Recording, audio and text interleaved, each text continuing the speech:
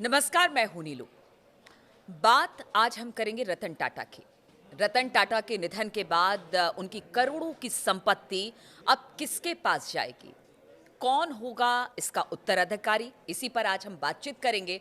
अगर रतन टाटा की संपत्ति की बात की जाए तो 10,000 करोड़ की संपत्ति वो अपने पीछे अपने लोगों के लिए छोड़ कर गए हैं। और जो संपत्ति है वो उनके परिवार वालों को तो मिलेगी, लेकिन सबसे ज्यादा चर्चा इस बात की है। आपने देखा होगा सोशल मीडिया पर रतन टाटा एक डॉगी के साथ अक्सर देखे जाते थे। उसका नाम है टीटो, जो उनका सबसे पसंदीदा कह सकते हैं परिवार का सदस्य था और इसे वो बेहद प्यार करते थे। अब इसकी जिम्मेदारी को लेकर उन्होंने इस वसीयत में खास तौर पर एक बिल बनाया है, जिसके हिसाब से टीटो की ताउम्र देखभाल की जाएगी। अब मैं आपको सिलसिलेवार तरीके से बताती हूं कि किसको कितनी संपत्ति इसमें दी गई है और कितनी संपत्ति अपने पीछे रतन टाटा छोड़ कर गए हैं। रतन टाटा 10,000 करोड़ की संपत्ति छोड़ गए हैं, जिसमें से अलीबाग का बंगला, मुंबई के जुहू में 2 मंजिला मकान है, 350 करोड़ की एफडी और टाटा सन्स में 0.83% की हिस्सेदारी। आप समझ सकते हैं कितनी ज्यादा संपत्ति वो अपने पीछे छोड़ गए हैं। अपनी वसीयत लागू करने की जिम्मेदारी उन्होंने 4 लोगों पर दी है। इस बाग में 2,000 वर्ग फुट बंगला है, मुंबई के जुहू में 2 मंजिला मकान, 350 करोड़ रुपए की एफडी और टाटा ग्रुप की holding company Tata and sons में 0.83% हिस्सेदारी शामिल है।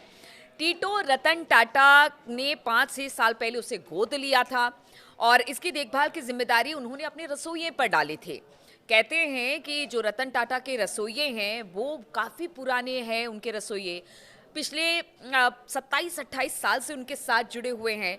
इसके अलावा बताया जा रहा है कि जब भी रतन टाटा बाहर जाते हैं, खास तौर पर अपने रसोइये और बटलर के लिए वो विदेशों से महंगे महंगे गिफ्ट लेकर आते थे। यानी उनके भी वसीयत में होने की बात सामने आ रही है, यानी रतन टाटा ने उनको भी बहुत कुछ दिया है।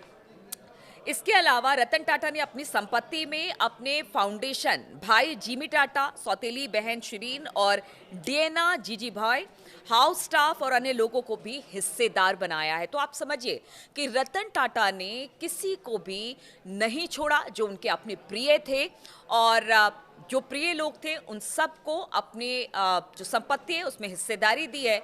लेकिन जिस टीटो की बात हम कर रहे हैं उसकी देखभाल उनका रसोइया करेगा और जब तक वो जिंदा रहेगा तब तक जो भी सुविधाएं उसे दी जाएगी वो उसे मिलेगी। देखिए, पहली बार ऐसा नहीं हो रहा है। विदेशों में अक्सर इस तरह की खबरें आती हैं कि जिनके अपने डॉगी हैं, जो उनको बेहद प्यार करते हैं, परिवार का सदस्य मानते हैं, अपने बच्चों की तरह मानते हैं, वो उनके लिए जायदाद छोड़कर जाते हैं, उनके नाम संपत्ति छोड़कर जाते हैं।